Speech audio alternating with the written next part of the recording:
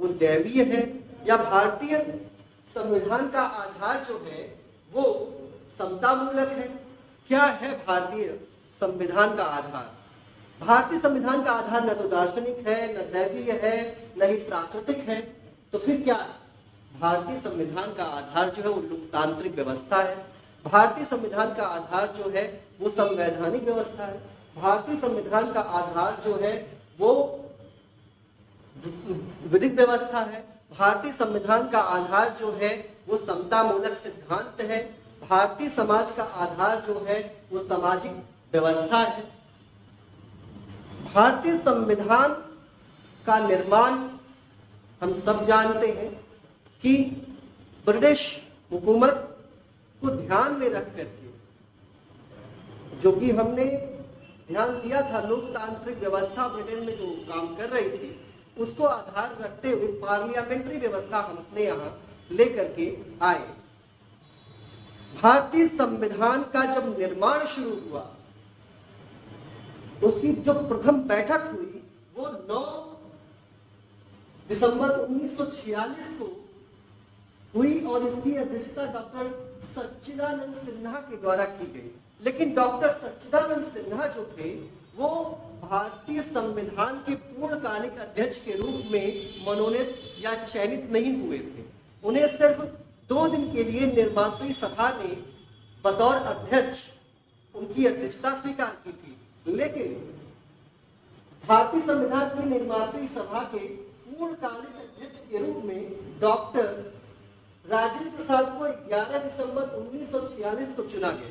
Doctor Rajendra Prasad को 11 दिसंबर 1946 में Indian constitution assembly का प्रेसिडेंट इलेक्ट किया गया।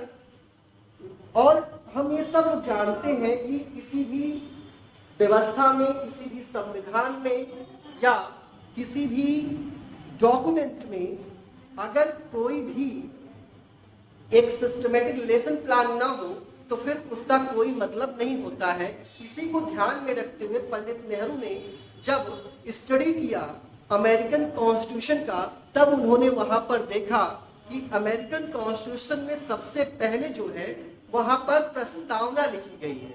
इसको आधार बनाते हुए पंडित नेहरू ने भारतीय संविधान निर्मात्री सभा के सम्मुख 13 दिसंबर 1946 को पंडित नेहरू ने भारतीय संविधान की एक प्रस्तावना प्रस्तुत की और उस पर भारतीय संविधान की निर्मात्री सभा ने गहन अध्ययन किया, गहन बातचीत हुई, जिसके आधार पर 15 दिसंबर 1946 यानी कि 15 दिसंबर 1946 को निर्मात्री सभा ने सर्वसम्मति यानी कि किसी ने इसका विरोध नहीं किया और इस संविधान उद्देशिका को या प्रस्तावना को सभी ने सर्वसम्मत से पास कर दिया, यानी कि स्वीकृति दे दी। अब भारतीय संविधान की जो वर्तमान में प्रस्तावना, आगे हम पढ़ेंगे भारतीय संविधान की प्रस्तावना, तो जो भारतीय संविधान की प्रस्तावना पंडित नेहरू के द्वारा दी गई थी उस उद्देशिका में, उस प्रस्तावना में अभी तक मात्र एक ही बार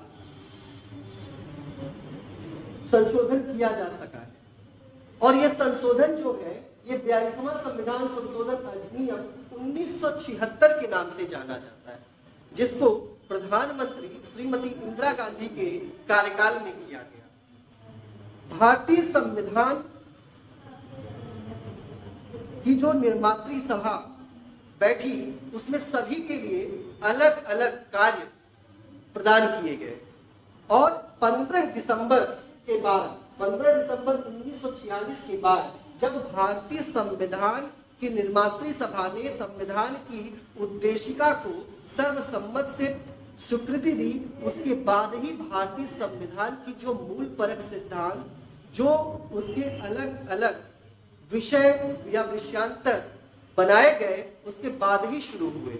अगले क्लास में जब हम मिलेंगे तो भारतीय संविधान की प्रस्तावना और भारतीय संविधान की प्रस्तावना के पीछे जो उद्देश्य छिपा है और भारतीय संविधान कब आध्यात्मिक, आत्मपरक